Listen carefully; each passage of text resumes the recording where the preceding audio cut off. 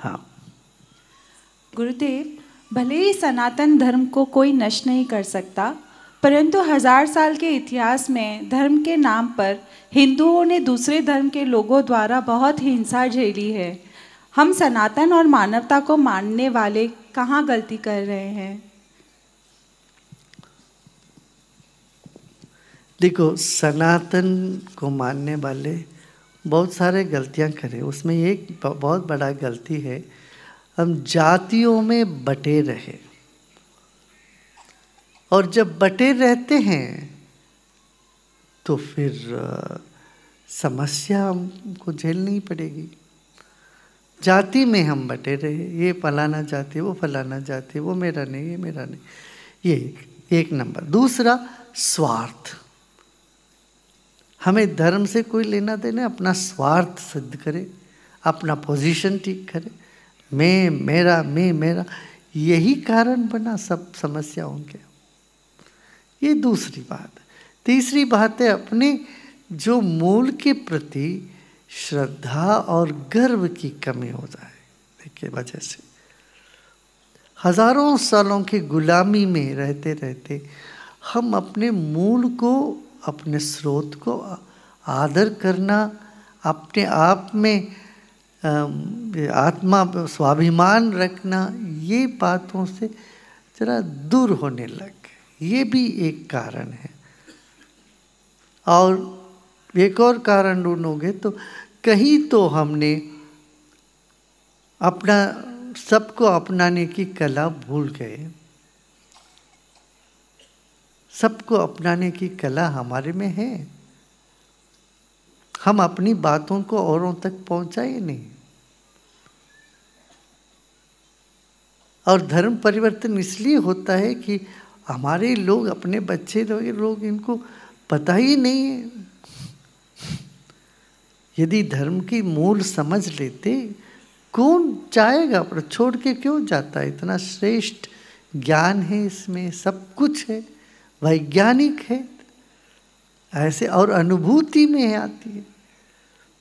अनुभव में आने की ये जो ज्ञान ध्यान सब छोड़ दिया, कर्मकांड को पकड़ के बैठ गए और जाति वर्ण में बटे रहे, तो फिर हम इससे परेशान होते रहे, है ना। इसलिए देखो, दुनिया में कहीं पर भी इतने अधिक सुधारक नहीं हुए जितने भारत में हुए। वो भी भारत के सनातन धर्म में जितने सुधारक हुए हैं, जितने ऋषि मुनि, जितने संत हुए, इतने तो कहीं नहीं। कि कई धर्म में सुधार होने की कोई गुंजाइश ही नहीं है। इस धर्म में ऐसे शाश्वत पथ है, इसमें ऐसे ज्ञान है, अनमोल ज्ञान, और उसके साथ साथ सुधार का भी बहुत बड़ा योगदान है। समय समय पर देखो एक कंक्रीट सड़क पे तो सड़क टूटता है, टूट ही जाता है, मगर एक कच्चा सड़क पे क्या होता है, घास उग जाते हैं, और घास हटा दो तो फिर उस पथ बनी रहती है। ऐसे इस पथ पर जो है, ऐसा देखा जाए तो ये तो विहंगम मार्ग है। विहंगम मार्ग माने आकाश का पथ है, जहाँ कोई डेफिनेट बनाए हुआ नहीं, मुक्त है, मुक्त पथ है। इस पथ की जो श्रेष्ठता को जानना चाहिए और स्वाभिमान होने चाहिए लोगों में, ठीक है ना। प्रिय गुरुदेव, कहा जाता है कि मनुष्य का सुख दुख कर्म के कारण होता है और जानवरों का कोई कर्म नहीं होता। तो फिर कुछ जानवर किसी घर में पालतू बनकर और कुछ वधशाला में जाकर अत्यधिक यातनाओं से क्यों गुजरते हैं? अरे, कर्म की गति अनंत है, बहुत गहरा है। तुम ये सब कुत्तों की बात तो छोड़ो, अपनी बात सोचो। तुम अपने जीवन में तुमको क्या अनुभव है? जब गलत करते हो उससे नींद आती है क्या? खाना पचता है क्या? मन में खुशी होती है क्या? ये सब तो देखो तो।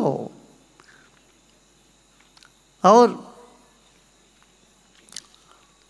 इन सब से हमें मुक्त होना, गलती कर भी लिया तो क्या करते, क्षमा मांग लेते हैं, प्रार्थना कर लेते हैं, साधना कर लेते, उसमें वो सब दोष निवृत्त हो जाता। इस संध्या वंदन के यही तो करते, अघमर्षण माने जो भी पाप है इसको समूल नाश करने के लिए अघमर्षण मंत्र बोलते। क्या बोलते? जो भी प्रकृति के वजह से मेरे इंद्रियां से, मेरे आंखों से, त्वचा से, मेरे इंद्रियों से, हाथ पांव, ये सब मेरे सब इंद्रियों से जो भी गलती हुआ हो, दोष हुआ होगा, वो भगवान सूर्य देव तुम इन सबको हर लो, मुझे वैसे ही शुद्ध कर दो जैसे मैं इस पृथ्वी में आया था। ऐसे लौट के अपने शुद्धता पर विश्वास करने लगेंगे, अपने मुग्धता पर विश्वास करेंगे। यही तो प्रार्थना, यही तो साधना है। क्रिया करते हो, सुदर्शन क्रिया प्राणायाम करते हो और बैठते हो, लगता नहीं क्या इतना पवित्र हो गए, शुद्ध हो गए, लगता है कि नहीं? हाँ, कितने लोगों को लगता है क्रिया करने के बाद एकदम लगता है सारी गंदगी, सारी जो भी है सब कुछ उतर गया, एकदम शुद्ध हो गए। यही प्राणायाम से बढ़कर कोई तपस्या नहीं है।